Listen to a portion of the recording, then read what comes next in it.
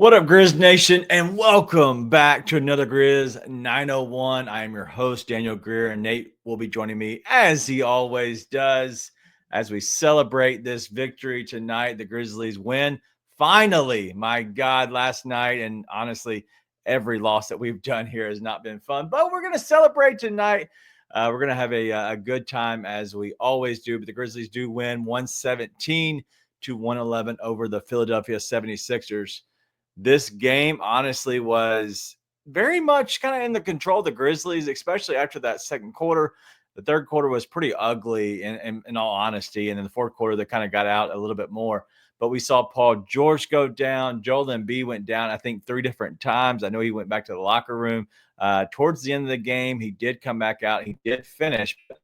This game just overall just seemed like it was kind of all over the place. But I have a lot of thoughts on the 76ers because that looks weird over there in Philly. But we're going to get into all of that with Nate, but we're going to cover the game and break it down completely. We're going to get to a little Grizz trivia. And then from there, you know what it is. We're going to look ahead with Ryan. And so make sure you stay tuned all the way through. We have a fun show. If you're joining us on Twitter, thank you. But join us over on YouTube. Where everybody's hanging out. The chat is popping as it always is. So thank you all for the OGs that's here. But honestly, all the new people that join us each and every show. That's all we got. Hit the like button as I hit the show.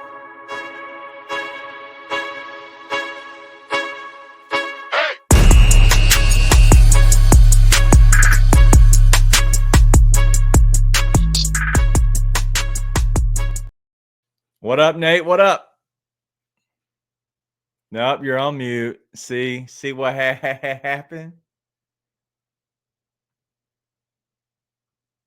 You're muted on the show. You have me muted. I didn't. That was you. My mic is exactly where it is. I touch 0 buttons I don't normally touch. Your fault.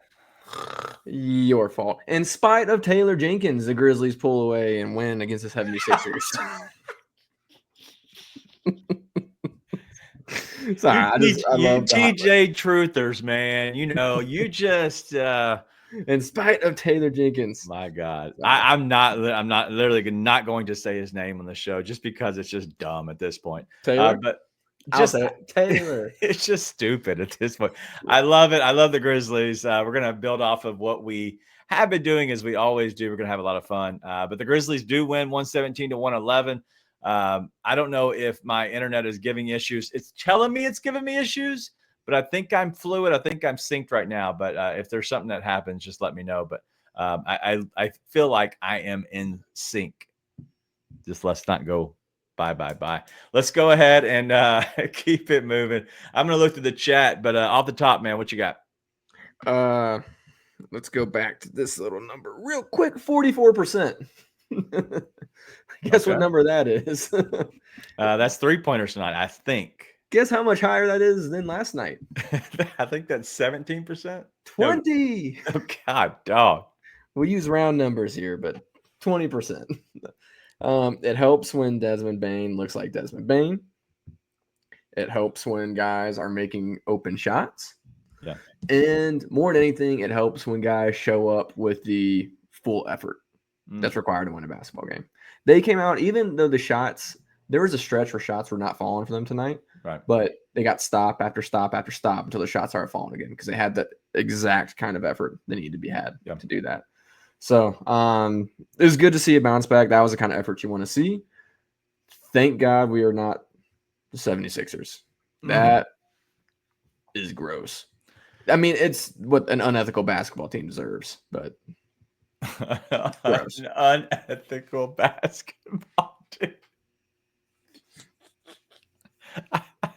Like that team, it's sad because they have so much talent. Like honestly, in that first quarter, I feel like they have like potential. Like potential is such a strong word that obviously gets thrown around. It's mainly around draft time, but like the potential word is there.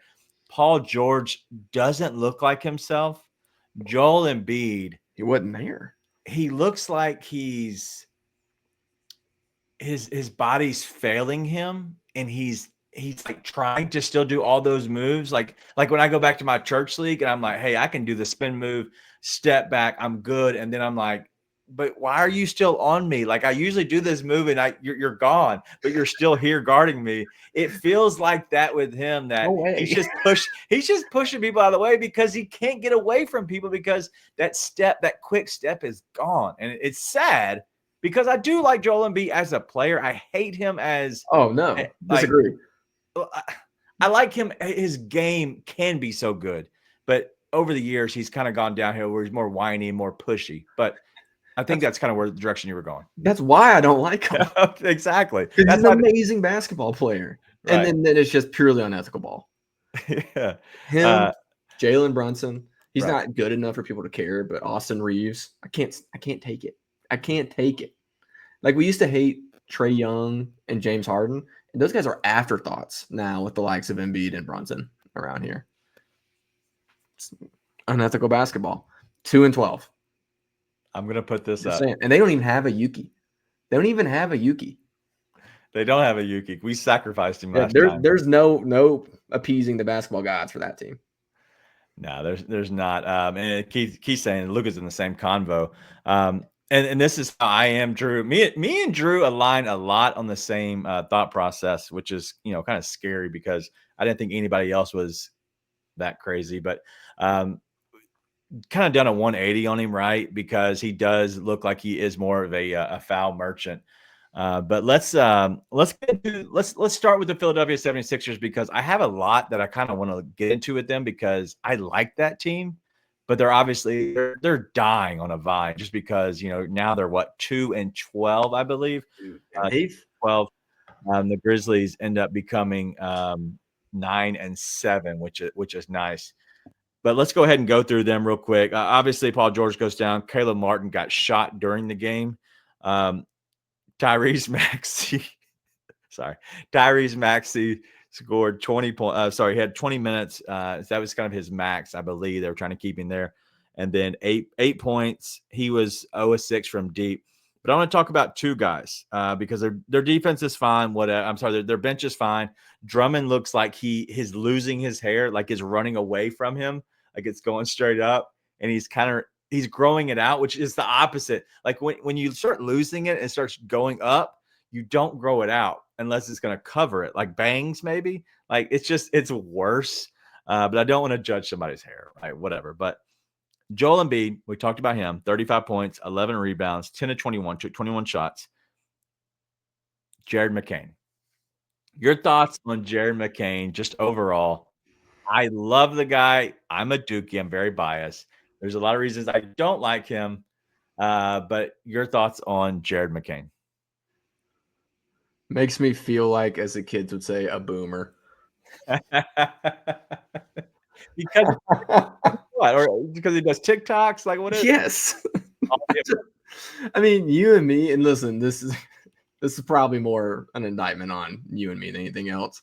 But we grew up in an era where you couldn't paint your nails and do TikTok dances and not just get shoved in a locker. So yeah.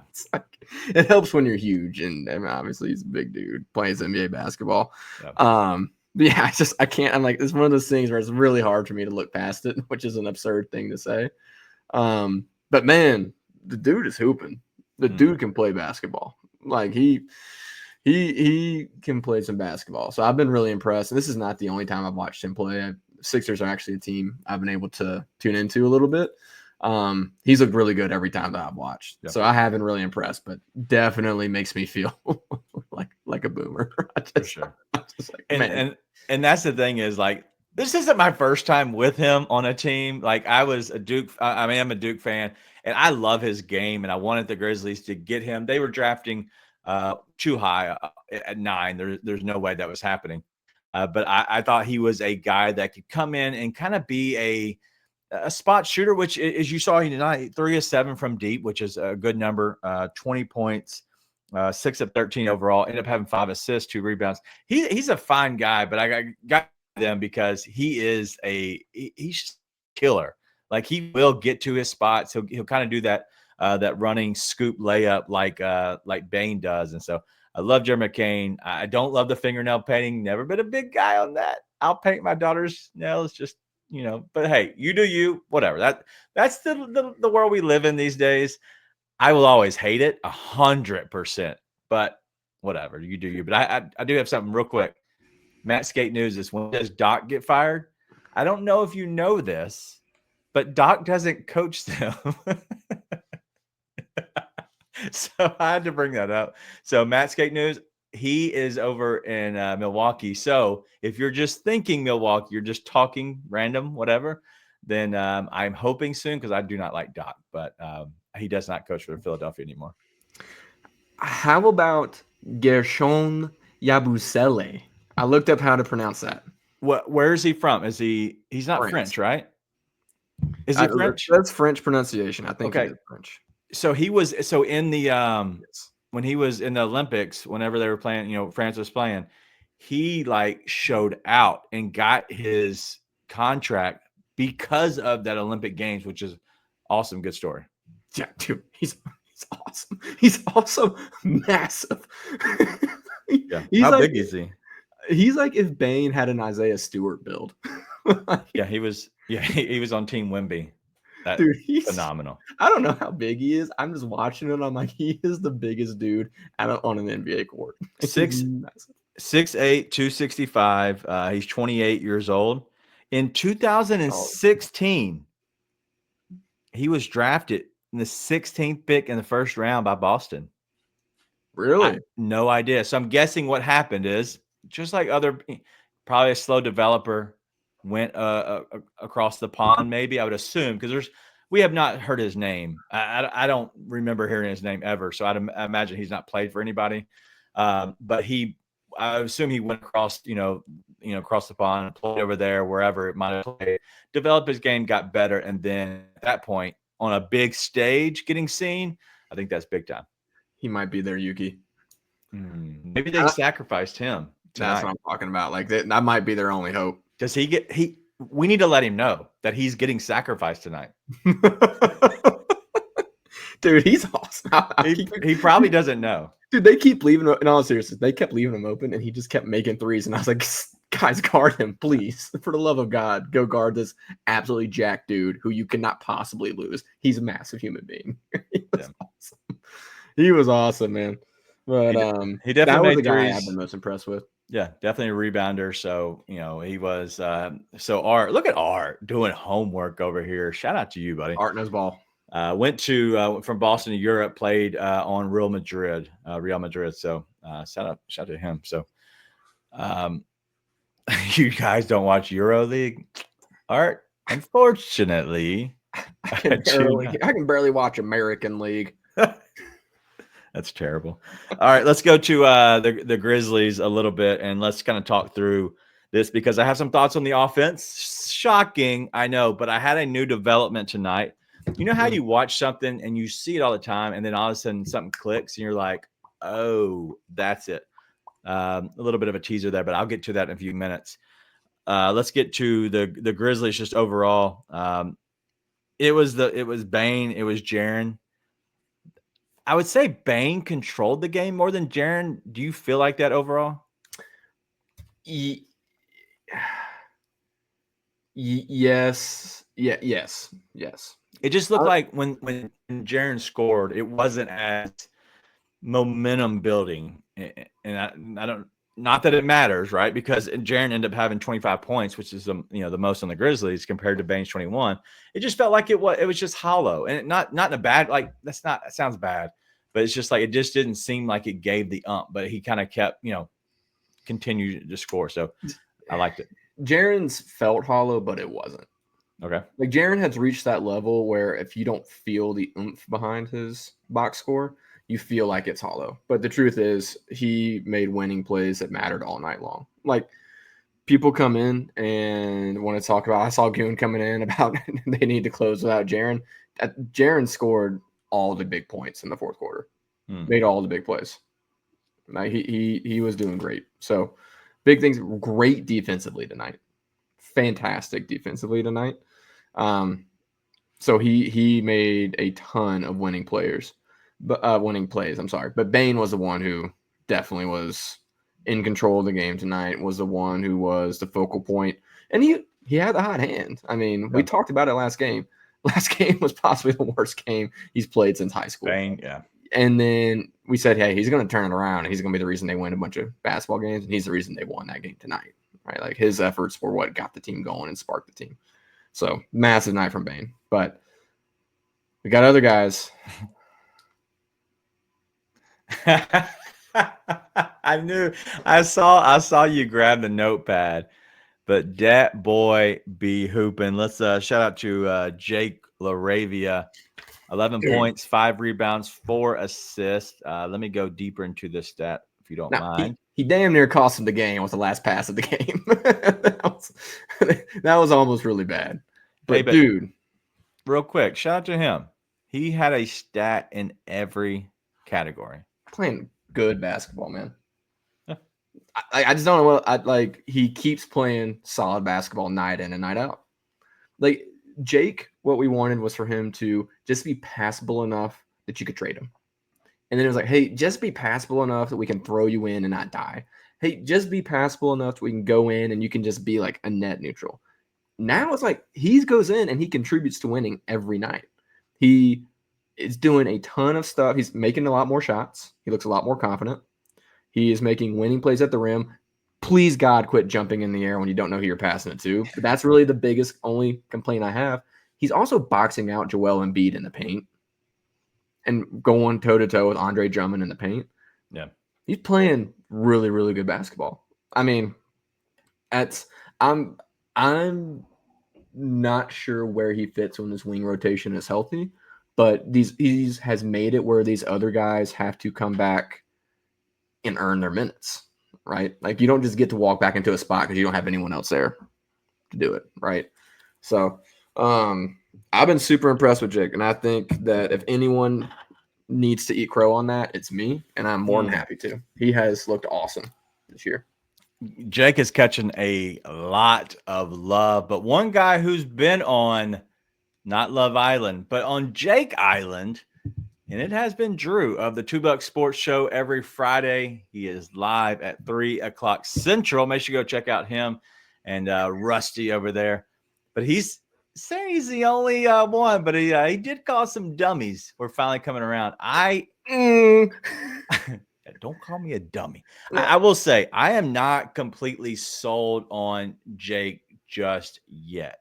Okay. And let me preface that with, is he playing good right now? Yes. Is he a key contributing piece that you have to bring back next year? I saw somebody talking about, and even Sherman here was saying he needs more minutes. Somebody was saying that he needs to, be brought back on long-term piece. I get that. And I see that. But my issue is I don't know if he is a guy that you can bring back if you're fully healthy, because that's what I want to see. You're talking about events, Gigi, Ja, and I know we have Smart on this roster. We think he might be sick all year. We don't really know what's happening with him, but we have those 4 just in general that should play ahead of Jake in general. And at that point, like, does he get on the floor when we're fully healthy? Now, if there's some consolidation moves, so be it. If he pushes somebody out of the way, such as that, if he's pushing Jalen Wells out of the way, if he's pushing Santi out of the way, if he's kind of holding back Vince because he's playing so well, that's a good problem to have. I just want to see more of that to be able to see if he's long term. Just sign a new contract. Yeah, he's got to. I mean, same thing. We've seen a lot of guys play really well and then all of a sudden not play well. Right, that happens a lot. I'm not saying that he's locked in long term on this team. Yeah. I am saying he looks like a guy who belongs on the NBA court. Yeah.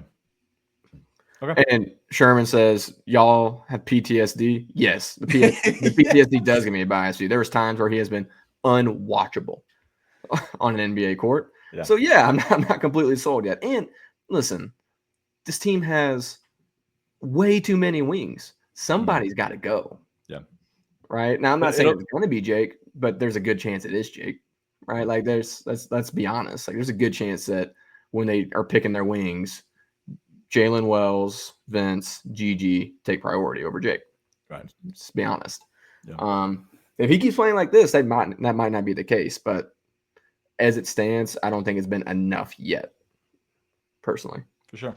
Well, and that's kind of what I'm looking at now is, we're talking about Jake and really who he is and who he's becoming. But my issue overall is the fact that when we get healthy, what happens? Is he as good and limited in that role? And that's what we see. And honestly, like there's going to be a lot of questions to be answered, but there's also going to be some answers because what do we like? BC looks like he's very limited, like he doesn't fit this offense, like he's obviously very struggling.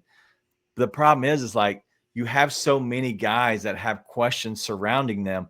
What do you do? Because Marcus Smart has looked odd this year. I haven't seen him. Exactly. And we haven't seen him since he's been in Memphis because, like, honestly, he's been hurt for most of the time. When he's been on the court, he's been fine, but I don't know if he's long-term, if he's meshed. Jitty's still on the roster. I talked about BC. Well, we don't know about some of those end of the bench guys, but like eventually they have to be the guy who kind of forces himself into this lineup. Who's that going to be? That's a good problem to have. Dude, that is so tough and just sets you up to just be criticized and crucified as a coach, because that is a terrible spot to be in, because you're going to tinker with the offense. And I promise you will make so many bad decisions, just like Blackney and DJ saying, they might actually get TJ's head to explode, because it's going to be very tough to figure out who's the best guys to put forward. Yep. And to Keith's point, we're all super in on Gigi. We think Gigi's going to be an incredible basketball player. We still haven't seen him with a fully healthy roster and what that's going to look like. So Gigi's not going to be the guy that goes, by the way. No. When they consolidate, there's 0% chance. Potential is just through the absolute roof. And at some point, he's going to be an amazing player for this team. But how long it takes that to happen within the full roster remains to be seen. I am pretty sold on it. Won't take him long personally, but it's a variable. Let's get this out of the way because I want to be mostly positive tonight. Brother, Brandon Clark is lost. He's lost. Somebody's going to eventually figure out that rather than having Brandon shoot a corner three, you should just hold the ball for 24 seconds. Because at least if you hold the ball for 24 seconds, it's a dead ball turnover, and it's not going to turn into a fast break for the other team. Brother, if we're going to get mad at Xavier Tillman for shooting threes, God, yes. Who, by the way, made a three to send the Grizzlies to the actual playoffs once upon a time, I can get mad at Brandon Clark for shooting corner threes. I don't know why he still does it. Dude, it's just one of those things where it's like he has been empowered to do so, and now he should be unempowered to do so. You get one per game. You get one, and it has to be from the corner. Well, that's what he's pretty much doing for the most part. He shot one from the wing tonight, dude, and my brain exploded. How many did you shoot tonight? At least two. 3. Why? Two from the corner, one from the wing. But listen, that's honestly that's been the Memphis Grizzlies in the John Morant era. The Grizz Next Gen era, they've just let people shoot threes left and right. What really bugs me about BC is, dude, he just gets stuck in limbo, man. There's too many times where, not necessarily offensively, but defensively, like he's just sitting in the paint and there's a guy wide open in the corner and it's his guy, right? Yeah. He just gets lost all the time. And this has been something that has been a problem for Brandon since he came into the league. Right. And it's super disheartening to see it still be a problem. And it happens all the time. And we talked about it last game. Anytime you play someone that has really good off-ball movement, he gets lost. And it's just, you can't keep doing that. Yeah. There's going to be communication issues because you got guys working back in, all that's going to happen. I think there's a reason consistently BC is having that issue. Right. So, I don't know, man. It makes him unplayable for Taylor. For all the things he does well, the negatives are outweighing the positives because of that right now. And that's the problem is, like, you want to play the guy because you have trust, especially, on a team that, let's just be honest, there's a lot of guys, just go down the list. You have, Wells, You have Smart that, when he's been there, he's a vet, but he's not been in the system that long. You're talking about Edey, Cam Spencer, like all these guys, Jay Huff, they haven't been on this team very long to know the ins and outs of everything. When you have a guy that knows the ins and outs of your defense, a guy who plays well with Jaren, you want to give him a chance because, one, you paid him and you know what he's done for you. It's just you kind of eventually have to look in the mirror and be like, all right, this isn't right.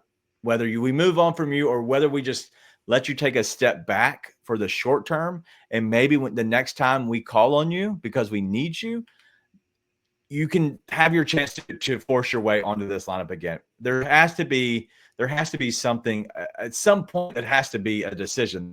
And what that is, nobody's healthy, and so that's the other. That's the dichotomy of this is like how do you play a guy, but then like we kind of have to play a guy because we only really have 9 or 10 guys healthy. And so I hate it. It sucks. I just wish he would find his way not outside the 3-point line. That's the thing is BC can contribute to any NBA roster that he's on. Like people who want to trade him, maybe because he doesn't fit what the Grizzlies want to do anymore, you can trade him. You're going to be super bummed when you see him go to any NBA team and thrive because he is still a really good NBA player. I think next year. Maybe into this year. I think it's going to take time. I'm not saying it's going to happen this year. He's still coming back from an Achilles injury, right? Yeah. But he can contribute, but it doesn't work if you stick him out at the 3-point line because he also can't drive. He can't dribble well enough to drive. If he drives, what he does is he picks up his dribble under the basket, and then you're praying he finds an outlet. Yeah. Right. So it just doesn't work. It's got to be a second unit thing where you have what you used to have, right? A few guys are on the perimeter, but then just a ton of ball movement all around, driving to the paint, working open shots for him. Yep. So I still like BC a lot. Obviously, I think he's a really good NBA player. It just doesn't work with the way they're trying to do it right now. Yeah, I agree. We're going to show one more guy a little bit more love because that's what we do. Show people love. Let's get to the player of the game.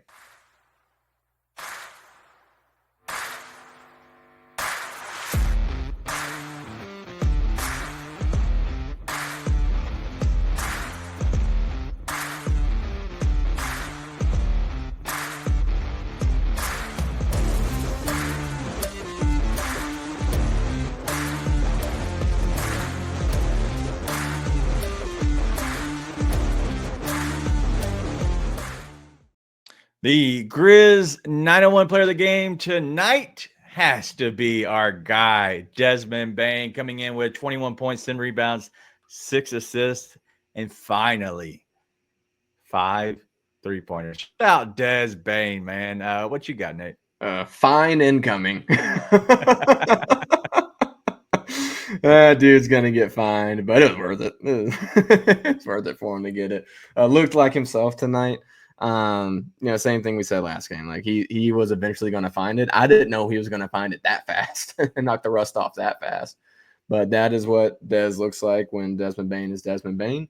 Love to see it. They need it with Ja out. They need it with the wing situation. They got to have somebody that can be in the backcourt that can be in control like that, and the defenses have to respect like that.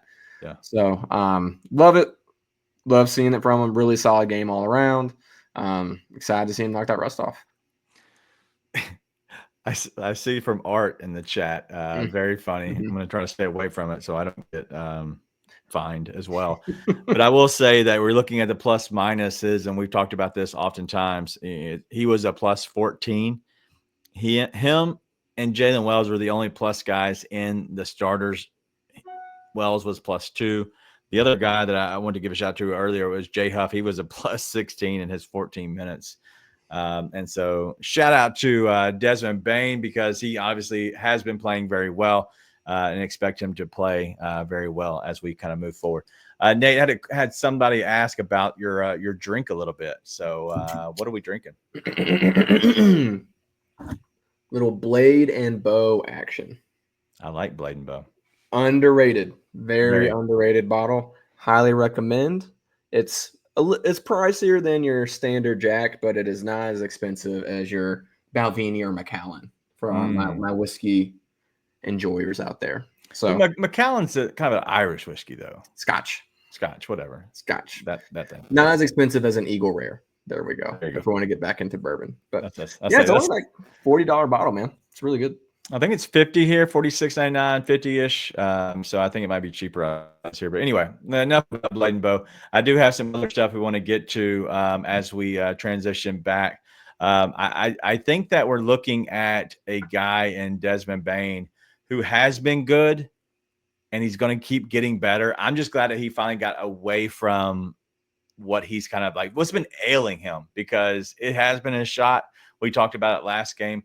It has been bad, but somebody who hasn't been ailing is this guy right here. Better Days Ahead. If you don't know Better Days Ahead, you don't know gambling.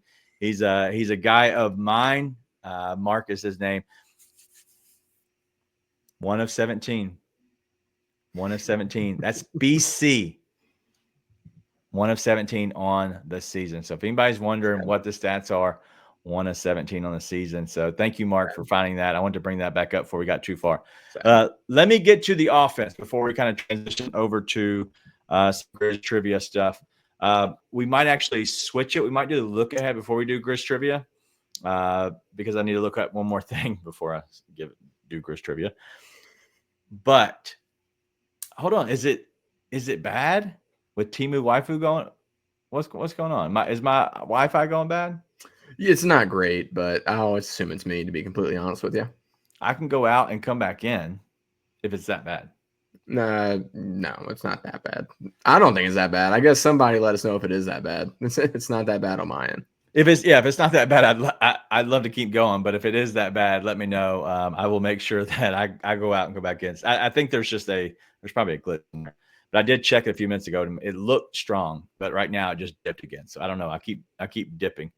You just froze a couple times. Well, that would be an issue. Well, what we're going to do is go to commercial break because I got no desire to lead this solo for a minute. Yeah, we'll be good. But one thing I want to talk about, we will take commercial tonight. That way I can see if I can leave and come back, see what see if I can do better than what Ryan is. He's coming in. I was looking at the game tonight, and what I saw in the offense, and I kind of want to hit on this for a couple of minutes. The offense, it looks like there's too much movement, and I know that sounds like too much movement because what's happening is the guys they end up running into the same positions, and that is the issue. So if you see a lot of movement, maybe somebody goes into the post and he's looking to kick it out, and then you see two guys run. Well, they're running to the same area, or the guy kicks it out, and then perfect AC Surreal. Thank you. It is movement with no purpose. Like it seems like they're both like I saw tonight, Jay Huff and Jaron were both going over to, into the paint, and they both ran literally into the middle of the paint and were within probably 3 or 4 feet from each other and just looked up and was like, okay, we're too close to each other. And I coached my daughter tonight, their team, and I was expressing that concern of I like the movement, but we need to have movement with purpose. So go to an area because nobody's there and do it quickly. But honestly, it just seems like we're free flowing, which is great. But it just seems like if you don't have a guy that dominates the ball like the Ja Morant, in honesty, it looks like it's just kind of chaos and it's not going the right direction, which is creating too many stupid turnovers, in my opinion. Yep, and that is exactly what I was going to go to, which is that's why the turnovers happen, because there's a lot of times a guy will have a shot to be able to take, and then they pass it up because they're just kind of deciding to move it again, see if they can get a better shot. And it's like, nah, take the open shot. So 100% spot on. Santi was great again tonight, by the way. I wanted to make sure I mentioned that. You just said 2 people consistently cutting to the same area of the off the weak side, and that's exactly what it was. Is they were coming back to the ball. Into it to get better shot. And I know you want to come to the ball. The problem is it's just too many people going the right direction, and it ends up, it just looks terrible at times. But anyway, all right, well, give us a second. We're going to go ahead and take a quick break. I'm going to transition out, and when we get back, we're going to have the look ahead first. A lot of people miss it, and so we're going to do the look ahead first. As we always do. If you'll go ahead and make sure you have that teed up, because I will not be here, I hope. Be right back.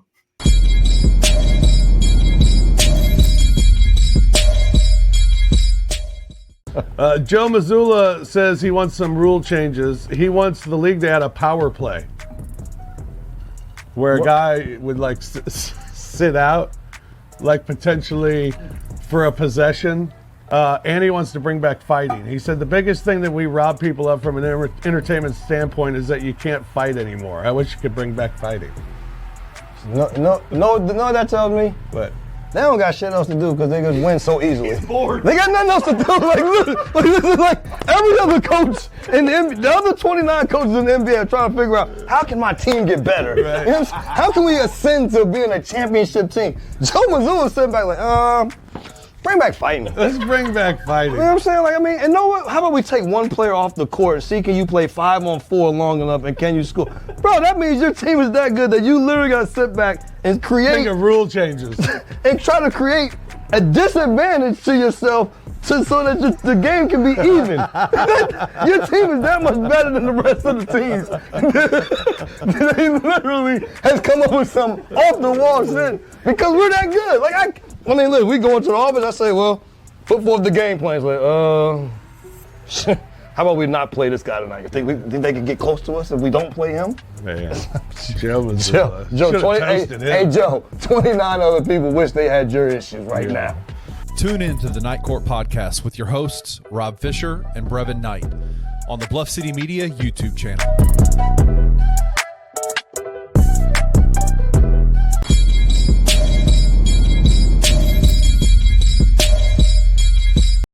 Looking ahead to Saturday night's matchup at the Chicago Bulls for our Memphis Grizzlies.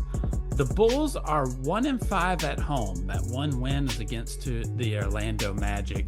The Bulls are also going to be off a back-to-back playing Friday night against the Atlanta Hawks. And the matchup against the Grizzlies on Saturday will be their third game in 4 days. So a really nice rest advantage spot for the Grizzlies. And the Bulls' wins and losses so far this year, in their wins averaging 122 points per game, in their losses only scoring 112 points per game. Shooting is about the same field goal percentage from the field. The big difference for them, which we know well from the first matchup against the Chicago Bulls in their comeback win, the difference was their three-pointers made in their wins and losses. In their wins, they're making about 18 threes per game, shooting almost 43%. In their losses, they're only making, almost making about 15 threes per game. So only a 3 threes made difference, but a percentage difference of 34.3%. So let's play a game of Would You Believe Me? Would you believe me if I told you that the Bulls were the number one team in the NBA in pace? Well, that is true. The Bulls are the number one team in the NBA right now in pace. Second is the Memphis Grizzlies. So the Memphis Grizzlies owe the Chicago Bulls team for the lead that they gave up at home. So let's see if the Grizzlies can build a big lead behind some poor shooting from the Chicago Bulls and actually hold on to it this time, and maybe with the rest advantage, blow out a very mediocre Chicago Bulls team. All right, I am back on the wrong side of things. We're going to switch that around. It doesn't look like my internet is much better, so it is what it is. So you know what? Suck it, internet people. But we're going to go ahead and get past that. But tonight the Grizzlies do win that game tonight against the 76ers, 117-111. I was hoping my Wi-Fi was going back because I feel like it was stuck for a second. But looking ahead to the Bulls, Nate, we owe them. After last time, let them come back, and they shot the lights out. Obviously, that's what we were listening to with Ryan. Can't think of enough. It's always good to get a little bit of an insight. So if you're missing that, then you're not staying towards the end of the show because that's when we're doing that. But we might be we're going to try to move it around. But there will be, two teams that are crazy pace. It should be incredible. It should be a good game. But your thoughts on the Bulls? I mean, they've got a bunch of good players, right? They got a bunch of good guys who can light you up. And that's what happened to the Grizzlies last time, right? They had a really big lead. They were playing really well, and then they let Kobe White and Zach LaVine get hot, and that was that. That was the end of the game, right? So you have to play really aggressive point of attack defense like you did tonight. And you have to come with that effort tonight. And you got to go for a full 48, right? So the Grizzlies did a great job of winning a bunch of 50-50 balls tonight. Everybody was boxing out. Everyone was focused on the boards. And everyone was focused on playing really good defense. And they had a game plan and tried to stick to it. Yeah. Right, like you're not going to light us up from three because we know we can outscore you if you don't light us up from three. You got to have the same mentality with the Bulls because if the Bulls don't light you up from three, they're not beating you unless you suck. Like you have to really suck. So if you can run them off the 3-point line, you should be able to win that game. Right. Got to play discipline.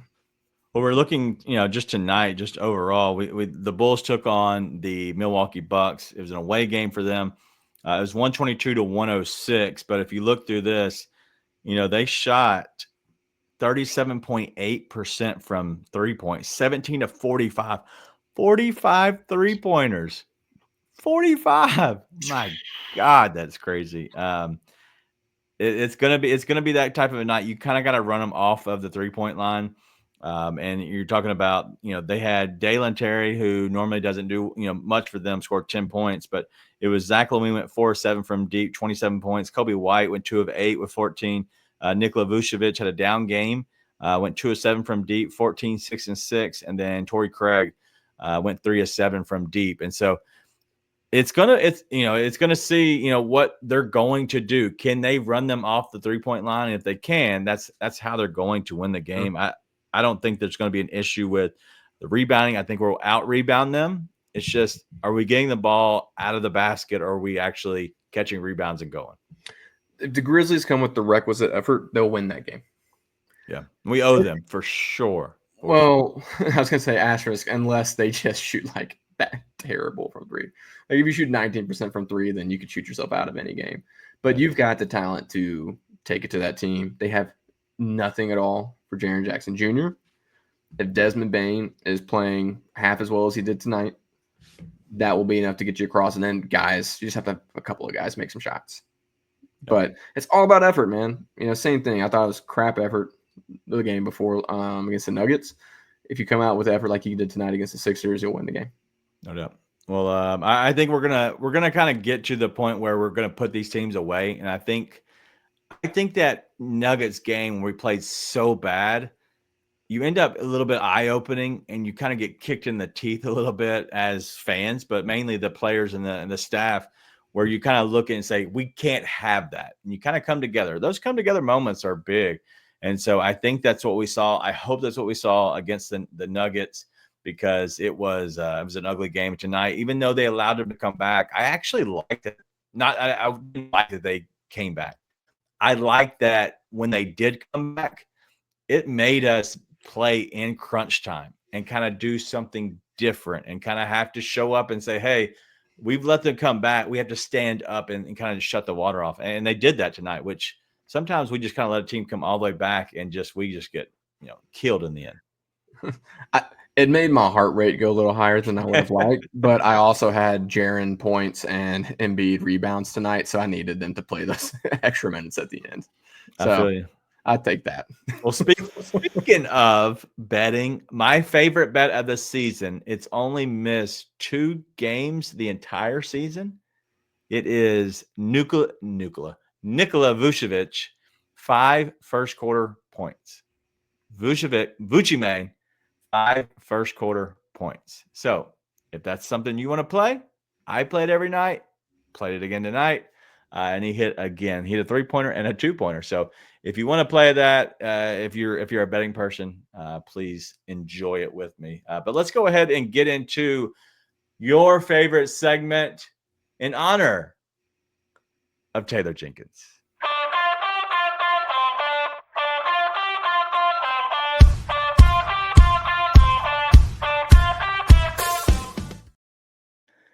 Nate. Our coach tonight, we haven't heard much about it, but our coach tonight became the all-time winningest coach for the Memphis Grizzlies with 215 wins. So I'm curious, do you know the coaches that are top 5 in wins? Taylor Jenkins. That is right. That is right. You're the wiener. Who Desmond Bane said is his favorite coach he's ever had, by the way, after tonight's game. Just throwing that out there for y'all to then volleyball around however you wish. Hollins is 2. I think Jaeger is 3. Oh, you're doing these in order. Okay. Hubie, 4. This one surprised me. The only reason I did it is because 4 surprised me. It's not Fizdale, is it? Fizdale's 6 with how many wins do you think Fizdale had? Fizdale did 101 games. I got no idea, man. 50. Like, it's not that bad, but man, he is hated. Fratello. Mike Fratello had 95 wins, 83 losses, 178 games. Look at you doing the top 5. Did I get to top 5? Yeah, because Hubie's 5. Oh, you said like he wasn't in there at all. Okay, no, I'm sorry. Yeah, he is. Okay, good. Do you know the other ones? Could you name any more? No, I think that might be the only coaches that I could name for the Memphis Grizzlies in all seriousness. So JB Bickerstaff was, he took over for a little bit. He was 7th. Can't believe I forgot about JB. He had 48 wins. The guy who came over or I guess he first started when the Grizzlies very new, Sidney Lowe, ended up from 2001, 2003. So he transitioned in. So you're obviously you don't go that far back. I get it. It was not Jackie Moon. 9th is Mark Ivaroni. That guy sucked. I was actually working for it. Yeah, Mike Ivaroni. Going the shooter, putting you up for sure on that one.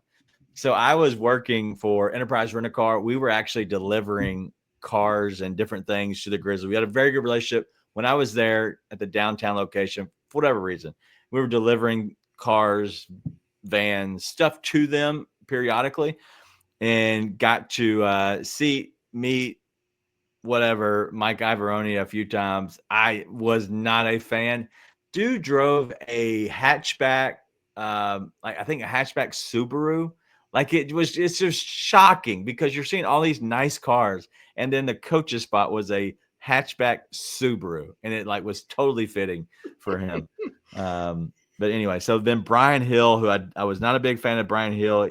He had 154 games, 31 wins. Brian Winters, 96, 87, way before, obviously before the Grizzlies, 23 wins. Tony Baroni, who was a guy who came in late, 16 wins in 52 games. Stu Jackson, he was way for the actual Memphis Grizzlies. And then Johnny Davis in 2009. I don't know about Johnny Davis taking over. I'm guessing he just was there for 2 games because a coach got fired. Well, and they went to play at Wisconsin. But Tony Baroni, first off, sounds like a cereal. That sounds like a cereal from the 90s. Tony Baroni, cool dude. Great scout. I was going to say, I do want to give a shout out to Jay. I can't believe I forgot about JB. We actually did work for his family when I was still living in Memphis. Bickerstaffs are incredibly nice people, like genuinely awesome people. So you don't always know that about people, and I got to see it firsthand. So shout out to JB. Glad that he's got the Pistons kind of turning that around this year. Do you know anything about anybody else? No, that's it. I'm not going to. I have kidding. Already given away too much. I am completely kidding. I'm already given away too much. I actually do know things about other people, but I know. The only thing I actually know personally is DeAnthony Melton is exactly as nice as you think he would be. Dude is awesome. Shout out to Crows. Prayers up to Melton, by the way. Yeah, Melton went down with an ACL injury, having ACL surgery. I know very much about that right now. Not me personally, but my wife. She's on the mend, having literally her second good day in the last probably 8 days. Finally, just because, listen, I will talk through injuries. I went through some injuries in college. It was, it was nothing on that level ever. But my injuries, you kind of get a mental block and you're just like, man, F this. Like the work to get back, which the Grizzlies are going through as well. The work to get back is so mentally draining, more than what you have to do and actually like stress on your body. It's the mental stuff. And that's what my wife said tonight. She goes, honestly, first good day, maybe yesterday a little bit, first really good mental day I've had. And it was, it's good. So shout out to my wife, but shout out to and prayers up to D'Anthony Melton and the rest of our guys that are kind of struggling a little bit. So it's tough. So this game tonight, I think the Grizzlies are officially bouncing back. I think. Do you think this is the time where they finally kind of get past a little bit of how they played? Because I think that's kind of where we're looking at now. It felt like it. But I mean, such a big part of them getting past everything is Desmond Bane playing like Desmond Bane with the current roster, right? Like it's so hard to have the injury problems they're having now and not have two of Ja, Dez, and Jaren playing really well. And obviously you don't have Ja at all. So you hope that that's a turnaround for Dez because you're going to need him and Jaren to carry most of the load most nights and be able to kind of bounce off of each other. So, but everybody felt confident tonight. And again, a lot of it is effort leading to that confidence. For sure. All right. So one, I love Grizz trivia. I think it's fun. Me and Nate have been working to come up with some different things, a little behind the scenes on what we could do. King Meeks, this is an exceptional idea. He wants to know, can we do a Where Are They Now, a Memphis Grizzlies coaching edition? So maybe where are they, working now, whatever. And so just spin off of that. I have some things kind of working up my sleeve a little bit. So if you have ideas like this, I think are phenomenal. There's a couple ideas that I have seen that I want to do. They are completely stolen from other shows, but they will be hopefully better and our spin on it. So we'll get it, but we'll put a little spin on it. So that way we can have a little bit more fun because I like doing the Grizz trivia, but a lot of times I forget to do it. But when I do it, I can't really find enough good stats right now this early into the season to try to really kind of figure out and make it more fun. So we are going to definitely go that direction. And then I think on losses, I think we're going to open the show with a good 5-minute overreaction segment. I think that's fun. That came from Wayno last time. And I think that's going to be a good time. But Blackney and DJ, who he play for? Yes, that is the idea that we're going to be going with. So it'll be a good time. It should be fun. But I think that's all the show we got tonight. Tonight was a little bit different. It was a little, honestly, we're not going to go over the hour, which is, great because we have a long night ahead of me. I have a lot of prep work I have to do for my show in the morning. So gonna have to get out of here. But Nate, your final thoughts on tonight. The Grizzlies, you're not going to be here Monday. Ryan will be joining us. And so should be a fun show having him back on the show. But your thoughts on the night and kind of moving forward. Happy win. Ethical basketball wins the day versus unethical basketball. Tale as old as time. Yeah. Well, they're hopefully they're playing well. Mark, better days ahead. Thank you for hanging out with us. Tonight was weird. I don't know why my internet has kind of got me frazzled over here. And King Meeks, Duke is sleeping with my oldest tonight. She's in the bed, cuddled up. And yes, Chuck, 75-7, still alive. Yes. But that's going to be it for us tonight. Thank you all for hanging out with us. The Grizzlies finally get a win, making us feel better about the night overall. And so it should be a good time moving forward. We will not be here for Saturday's show, so make sure you kind of tune in for that. Enjoy it, but also enjoy the weekend. Enjoy your families as we will be enjoying our families as well. But that's all we got. We'll see you back Monday night. Be nice and tell your friends.